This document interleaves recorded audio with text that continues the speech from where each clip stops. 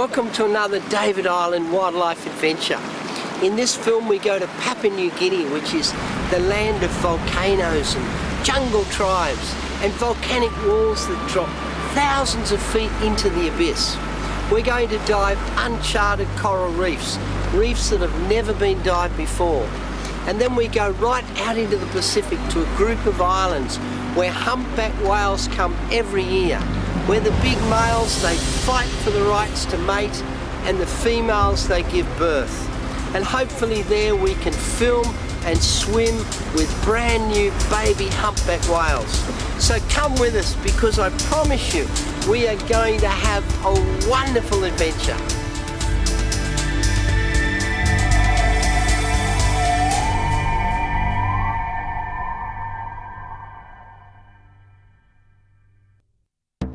Papua New Guinea is one of the most fascinating countries on Earth, a last frontier, a place of huge contrasts and dangerous volcanic activity.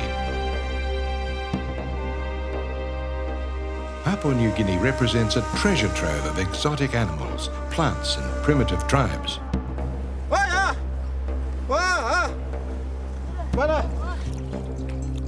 Wildlife expert David Island is here to explore uncharted coral reefs and to film some of the most pristine marine habitats in the world.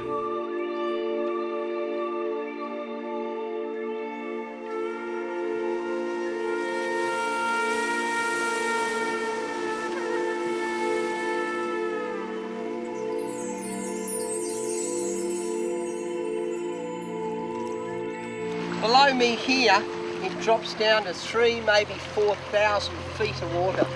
These mountains cascade down and just drop right down into the abyss. Also, the beauty about New Guinea is the habitats. You've got mangroves, fringing reefs, barrier reefs, and these incredible drop-offs. And because of all the diversity of habitats, we get an incredible biodiversity of animals. And that's what we're here for. Not just the canoeing with these beautiful kids.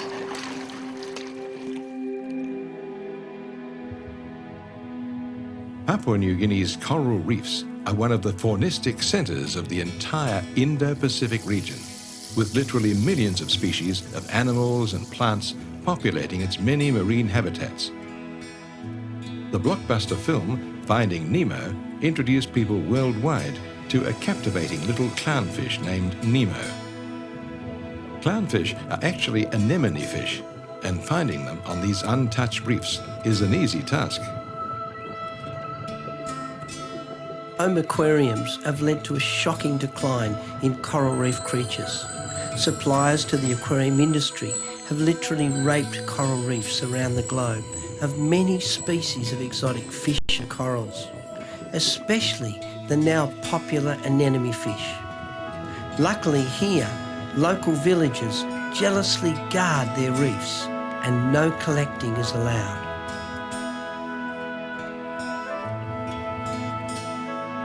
Anemone fish have a win-win relationship.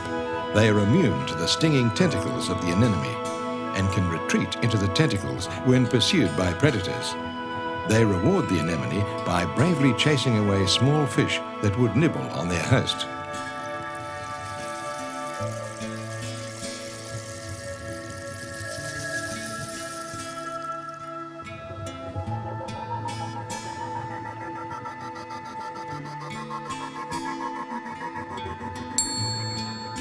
I've seen too many coral reefs that have been raided by the aquarium suppliers.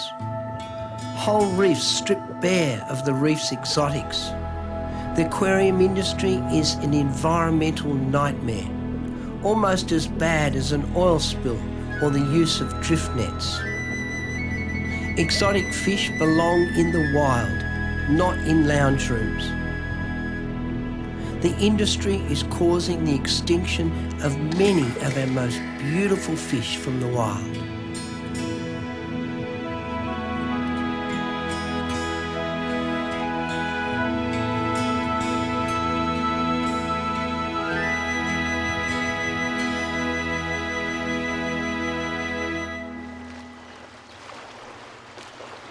You know, it's quite amazing the relationship between the marine animals and the land. All along this coastline and all throughout the tropics there are parrotfish. Now parrotfish are grazers. They graze on the algae on the surface of the coral. And when they bite down on the algae, they also take up hard coral, which is calcium carbonate. This they grind up with molar type teeth in the back of their mouth, and then it passes into the gut.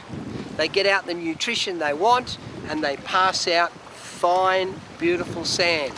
Now a large parrotfish can produce up to 200 pounds of fine sand in a year. So next time you walk along a beautiful beach, you know who to thank for some of this pristine white sand, the parrotfish. Parrotfish and many other creatures feed on living coral, changing their habitat constantly. But Papua New Guinea is no stranger to change. Volcanic activity molds and remolds this fascinating country.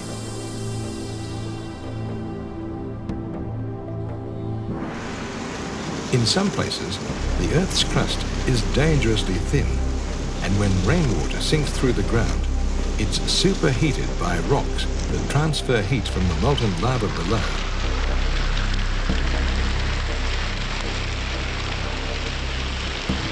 Toxic sulfur-laden gases and steam then force their way to the surface. Thousands have died as a result of the volcanic eruptions, earthquakes and tidal waves that have occurred in this lost world.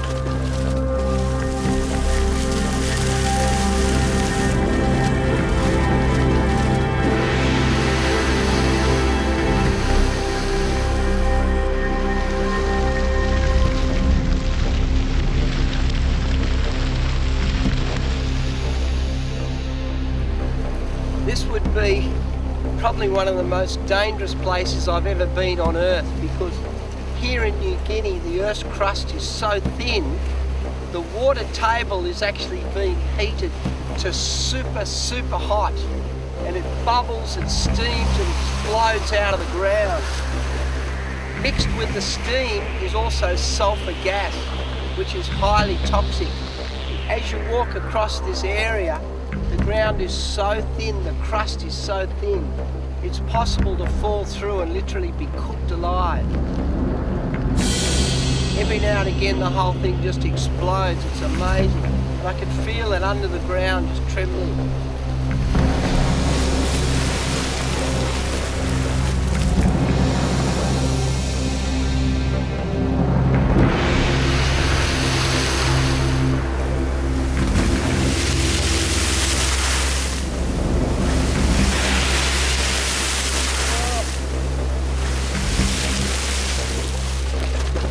Time to get out of here. People wishing to dive local reefs must gain permission from the village elders first. The children are always fascinated by visitors, especially David with his video camera.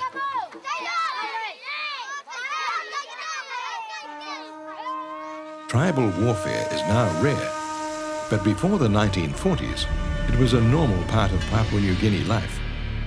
With so many different tribes, cultures and beliefs, vicious battles were once commonplace. Headhunting was a way of gaining trophies, and even cannibalism was practiced by some of the more fierce tribes, especially the jungle tribes of the interior. I've made numerous expeditions to Papua New Guinea over the years and have filmed some of the fascinating cultures here. 15 years ago, I filmed the Mudmen tribe. These jungle natives cover their bodies in white clay and wear frightening mud masks.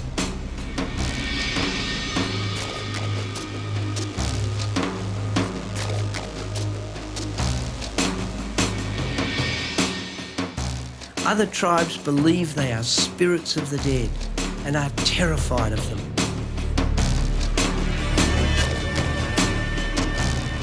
Not long ago, a missionary was murdered in the highlands, and in 1984, I had a machete thrown at me.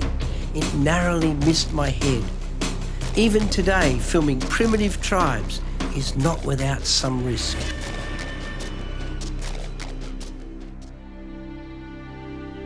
The victims of tribal battles were often placed in bat-infested mountain caves.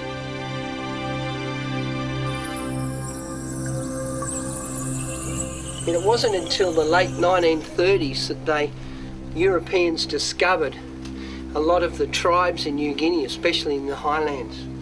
And they used to use some of these caves as burial places. And we had to crawl through and see if we can find some skulls, which should be very interesting.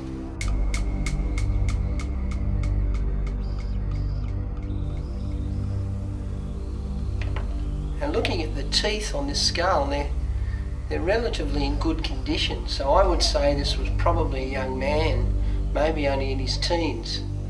And very sadly, you can see where the back of the skull has been smashed, most probably with a club. So there were quite violent tribal wars, especially in the 1800s and before.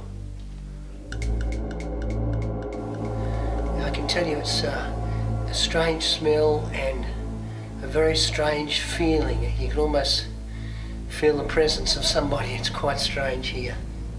It's not just only fascinating and exotic underwater, it is also totally exotic on land in New Guinea. Although Papua New Guinea's history was punctuated by tribal wars, their brutality was nothing compared with the horror that came when the Japanese invaded the Pacific Islands. Thousands of Japanese troops and Allied forces died in some of the most ferocious fighting of the Second World War.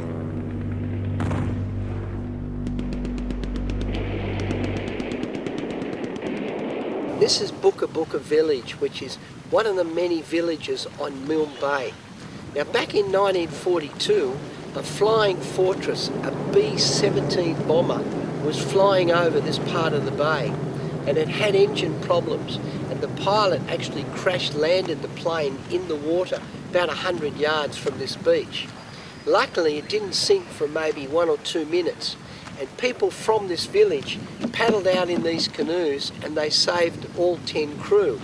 Now that plane sits in 150 feet of water, and we're to go and dive that wonderful old flying fortress. Should be very interesting.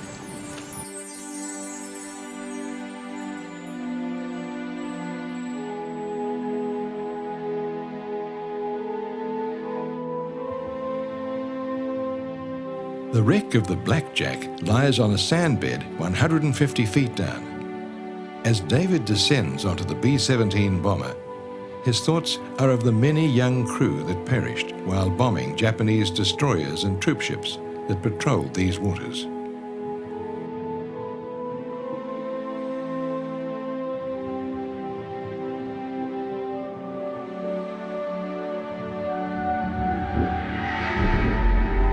As the huge plane comes into view, I have mixed feelings. Excited to dive such a completely intact flying fortress, and sadness for the young men that lost their lives flying these old bombers. The Blackjack has a fascinating history. She was piloted by Captain McCullen, and together they flew many successful missions against the Japanese. Sadly, Captain McCullen was killed flying another plane in Papua New Guinea, and the Blackjack eventually crashed during a severe storm. Many brave bomber crews died flying these old warplanes.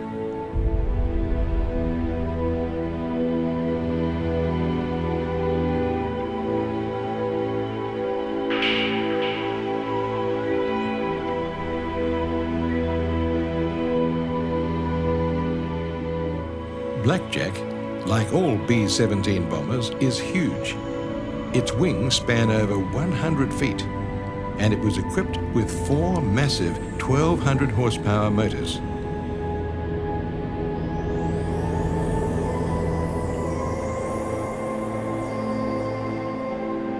How claustrophobic it must have been manning the cannons, watching for Japanese Zero fighters.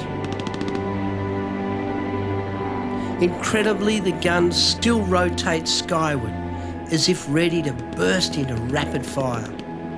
The old plane seems as if it is waiting for Captain McCullen to once again take the controls.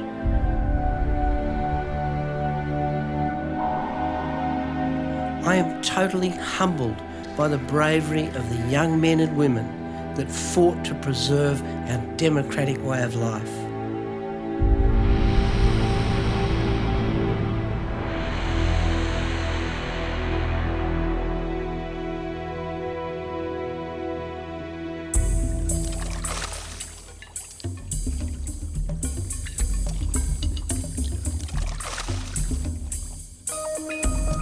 In contrast to the sadness of war wrecks, the coral reefs here are ablaze with colour and life.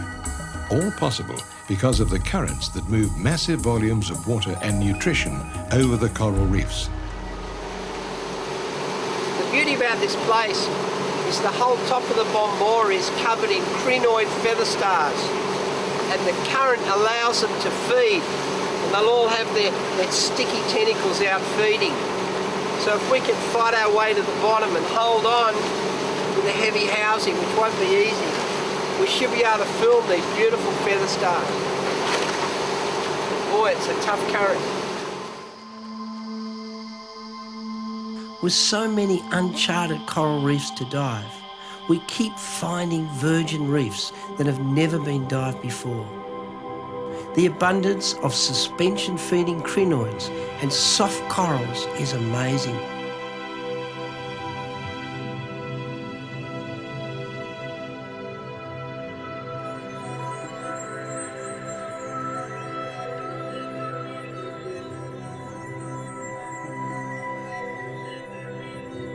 So many species of crinoids cling tenaciously everywhere to the coral, their sticky arms collecting tiny planktonic creatures.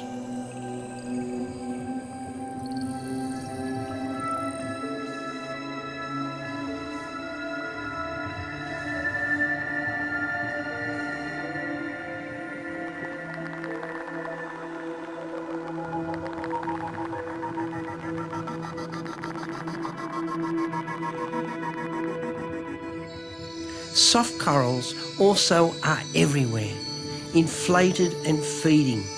Their colours match the most beautiful flowers I've ever seen. I thank God for the gift of sight, and I hope my footage of these magnificent animals is seen by all the children that may never have the opportunity to see the wonders of this underwater wilderness.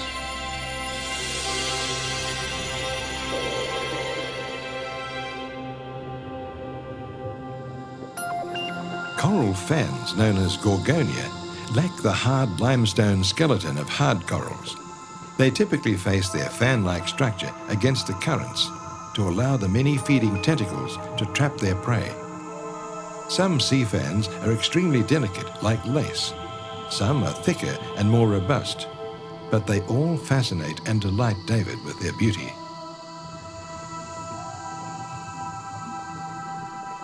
Far too often, coral reefs are destroyed by careless anchoring of pleasure craft. An anchor and steel chain can literally tear away soft corals from a coral reef. It is the responsibility of governments to ensure that boats anchor on the sand, and where possible, permanent moorings are put in place.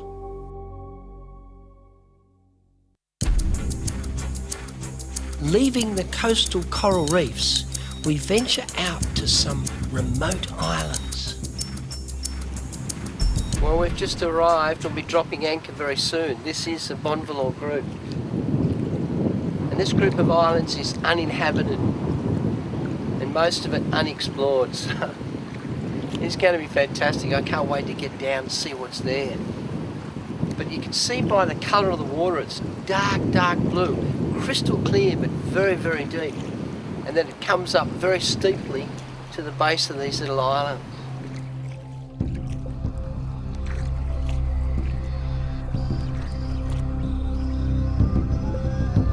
These sheer undersea walls were formed as a consequence of the Australian and Pacific plates colliding. vertical walls that drop thousands of feet into the abyss make unique habitats for exotic and strange marine creatures.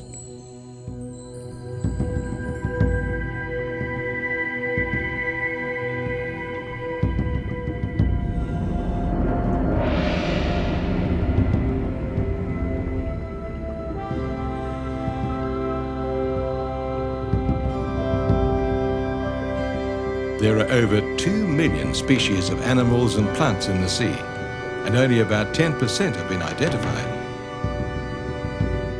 There are over 5,000 species of sponges. These most primitive life forms can create toxic chemicals within their tissues to deter predators. Many chemicals are totally unknown to science. Some may eventually be used to cure diseases in humans.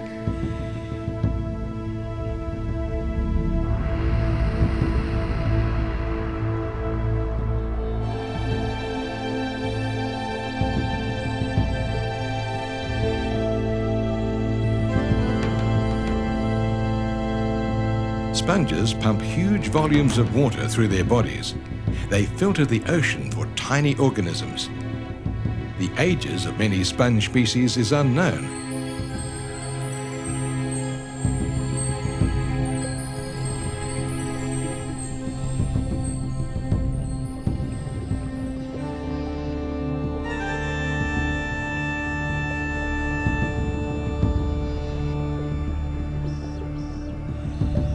David has found a huge sea star.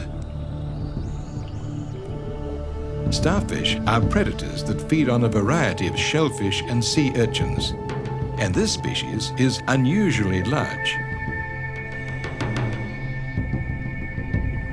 Just one more example of the many exotic creatures that inhabit this magic place.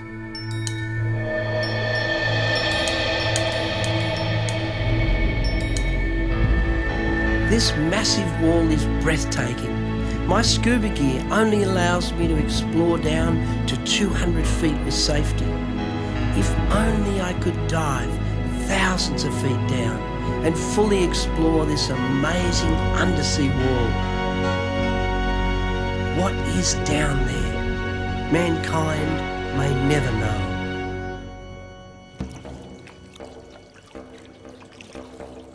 Papua New Guinea is not the only island group with exceptionally deep harbours. The Vavau Islands are within the Kingdom of Tonga, and for millions of years, huge sea-going mammals have made the long journey from Antarctica to give birth in its deep, sheltered waters.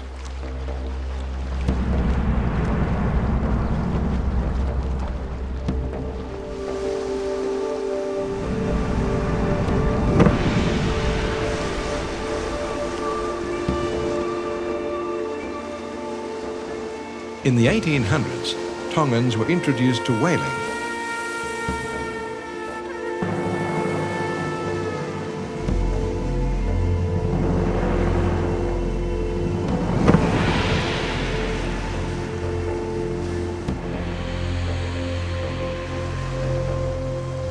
Brave men took to small boats and hunted the humpbacks with lances and harpoons.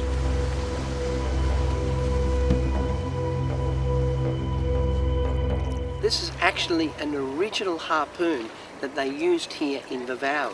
Attached to this was a long piece of timber, and the harpoonist would stand up the front of the rowboat and drive it deep into the whale. This would then open up, and it was impossible to pull it out. Attached to the end of this harpoon, the timber, was a long rope to the rowboat. Eventually, when the poor old whale would tire and from a lot of loss of blood, the harpoonist would jump on the back of the whale and drive this lethal spear deep into the whale, right into the heart, to kill the animal. Some of the original harpooners are still alive today. Beside me here is N.A.R.C., who's actually one of the original harpooners, and his job was to stand on the front of the rowboat and actually drive this harpoon into the whale. The harpoon was attached to the boat with long ropes, and numerous boats had row up to the whale and they would all harpoon it. Eventually, when the animal was basically worn out and half bled out, then they would jump on its back and sew up the mouth so that the animal wouldn't drown and just simply disappear into the depths. Could you ask him what he remembers about when they harpooned the whale, the danger that was involved?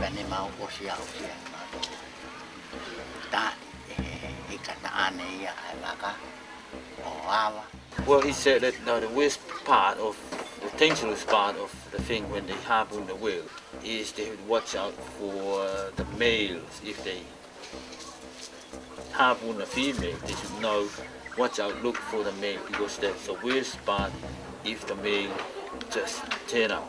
And he may attack the boat? He may attack the boat. Did he ever feel sorry for the whale? He said that, yes, he did feel sorry, especially when they harpoon a mother or a calf. Yeah. They see, after they feel sorry for that, they know that they did something wrong. Yeah. But he said, if they ask him to go and do whaling, he would say no. Yeah. What fascinated me was when I first put this old harpoon in his hand, and because his eyesight's not real good, he felt it and he filled up the harpoon, and then when he felt this big barb, you could see his face realise what it was.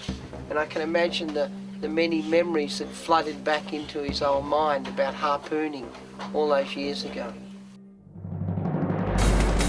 In the last century, modern factory ships took a terrible toll on whales, driving humpbacks to almost extinction.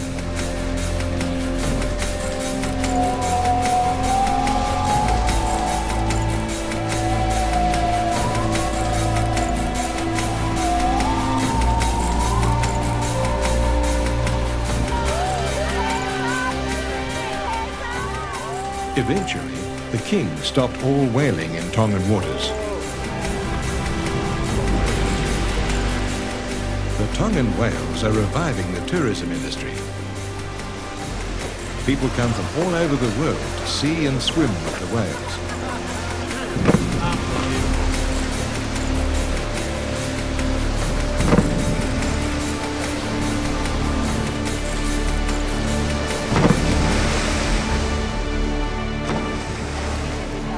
This beautiful carving is a humpback whale with a baby. It's typical of what you see in the wild, where the little one is basically riding the pressure wave of the mother. When you think in 1978 they used to kill them here, now it earns them a good dollar in tourism because people come from all over the world to snorkel and swim with humpback whales and their babies. Now this carving, he wants 200 Tongan dollars, which is about 150 Australian or about 90 US, so it's pretty good. Beautifully made.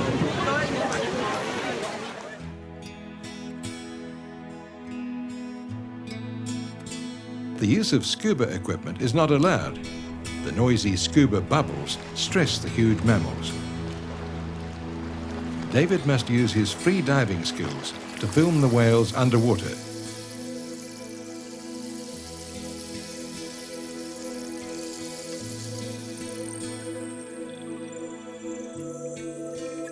David takes time out for some free diving practice in the crystal clear waters of Vavau.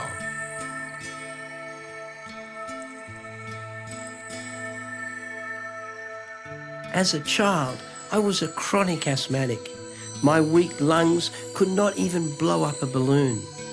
Asthma attacks nearly took my life on numerous occasions.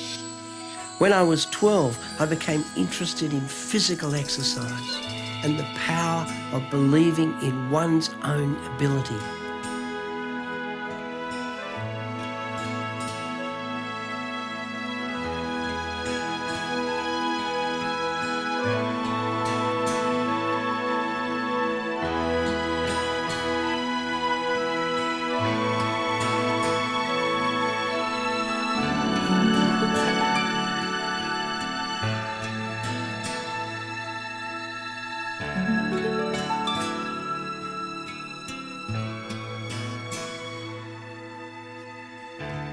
breath-hold diving allows me to be one with the ocean.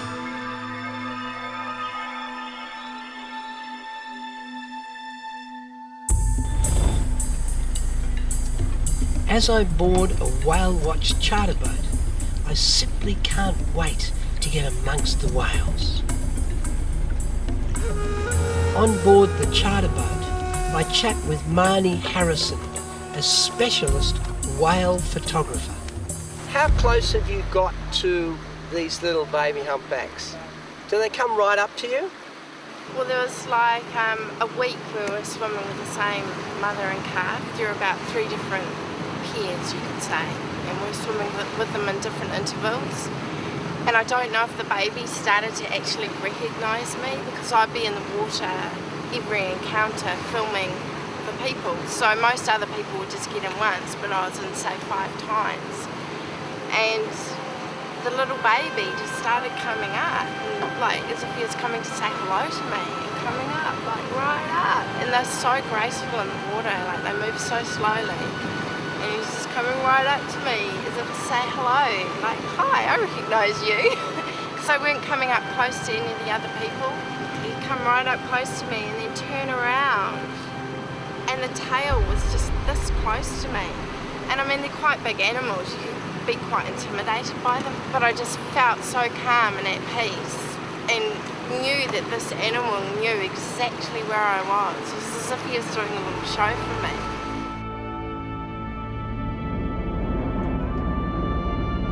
Marnie, you've seen lots of little baby humpbacks. Have you ever filmed a little baby actually suckling milk from the mother? I have seen the babies suckle from the mother, but it's down quite low. They're always down about 10 metres, say, and the baby will go down and suckle underneath the mother, so I haven't actually seen the contact. But I have known that they are suckling, and then there was this one instance where the baby came out from the mother, because the baby has to come up to breathe more often. So the baby was coming up to the surface, and the milk was actually coming out of the baby whale's mouth. And I saw that, which was just amazing.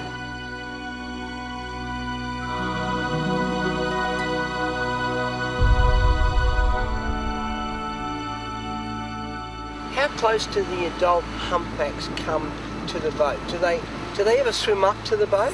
One instance, one day we were swimming with a male humpback whale, which was just amazing. It was like he'd do a little show in the water for us and come really close to us.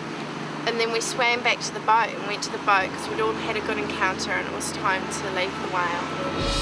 And the whale came up to the boat as if to say, no, don't leave me, you know. And he came right up to the boat and he was blowing water at the people through its blowhole.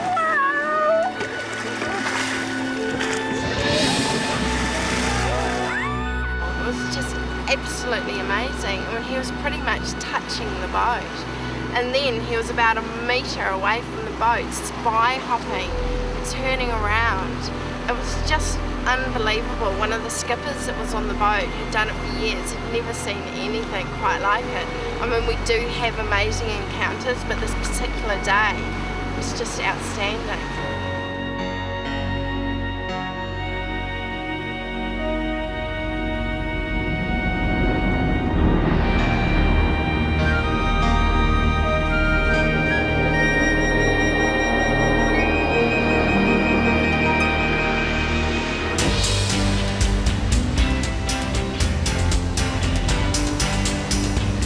As we travel to the harbour entrance, the wind increases. The surface conditions will make swimming with the whales very difficult.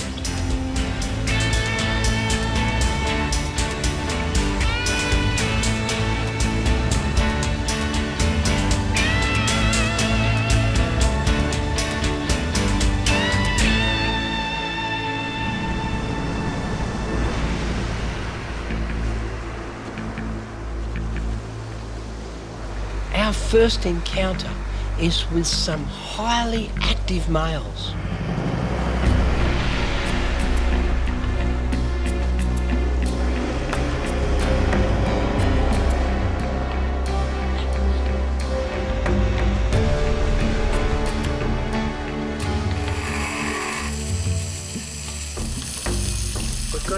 microphone in the water, and they're broadcasting the song, the whale song, over the speaker. And we can hear the males singing.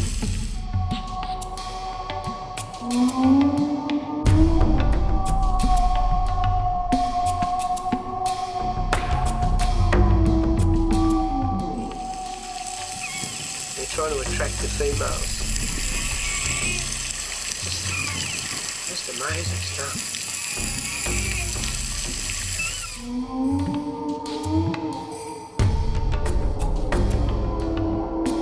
Although the males are singing, they're also being aggressive towards each other.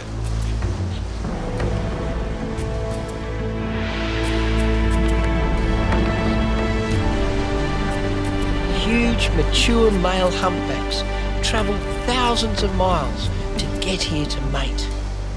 High levels of testosterone make males competitive and willing to fight.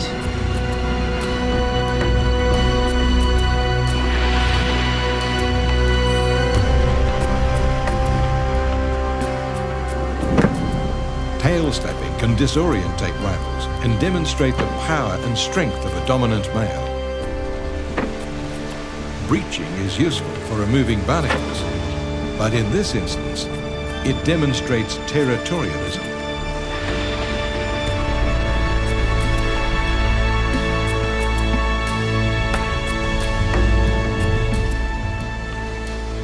Swimming with contesting male humpbacks is highly dangerous. As I swim to the whales, my thoughts are of the old harpooner, how the males sometimes smashed their rowing boats to splinters. Back in 1990, a southern right whale broke my back with its tail. I believe it was an accident, but I cannot miss this opportunity to film the humpbacks.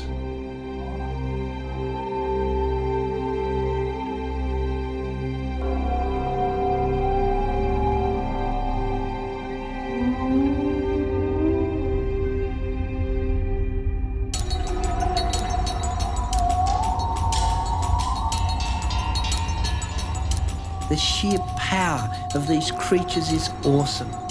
How powerful the tail must be to propel these huge beasts out of the water.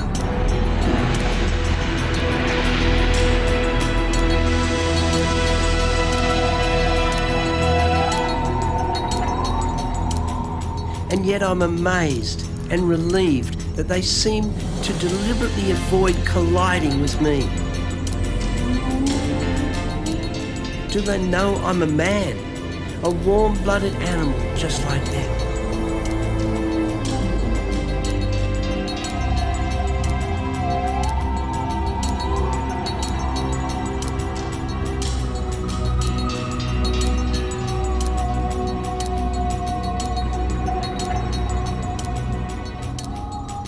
Humpbacks are the only great whales to sing complex songs. Songs that are in a constant state of change.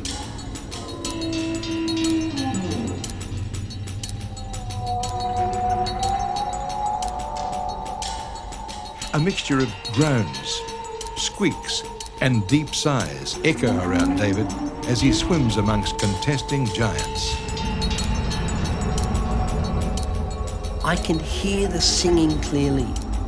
Whale songs vibrating through my whole body. Huge, warm-blooded creatures demonstrating their power with their body language and voicing their intentions with their songs.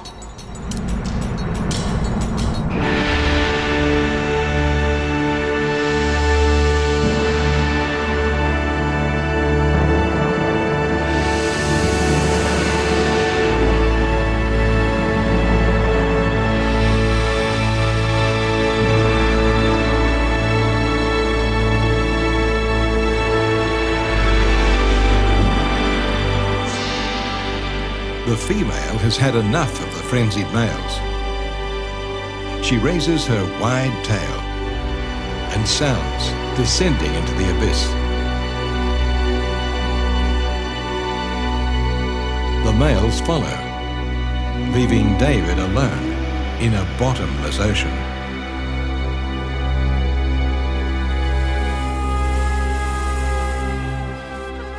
The search continues for a mother and calf. David listens for more singing, but the sea is empty of males.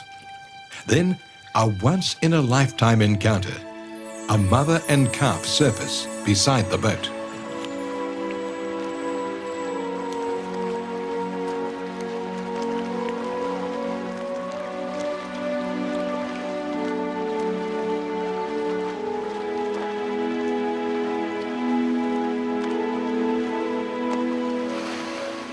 Here's a brand new baby humpback with its beautiful big mother. Look how close we are.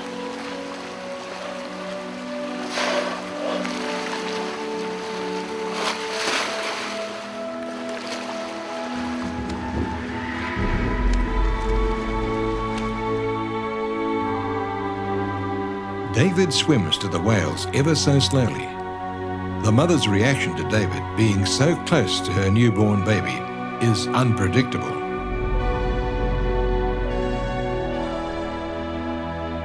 This is an absolute dream encounter, more than I could hope for. The baby humpback is obviously nervous. He's never seen a man before, but his mother's calmness seems to quieten his fears. She could easily smash me with her tail, but for some reason seems happy for her new baby to experience my presence.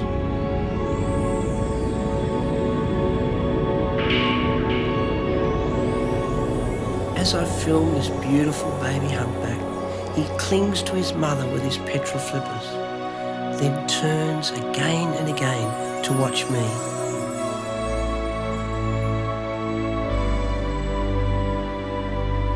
His precious life was made possible by the singing of his father.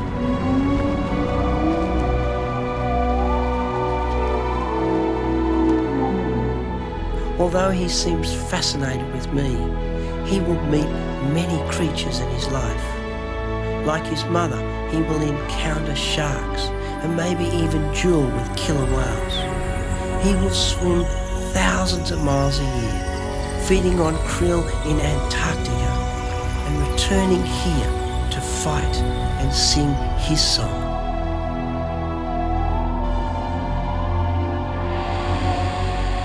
The thought of whaling nations trying desperately to reintroduce the killing of humpbacks is outrageous.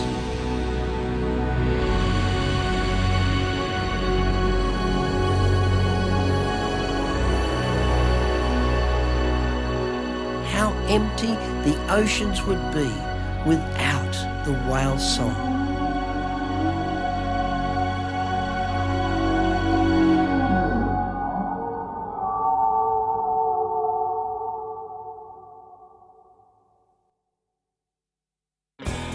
Come on, Christy, a little bit more passion in this one. From the darkness of the ocean comes the giants of the deep. Huge, massive creatures wander to see. They show us their power, they show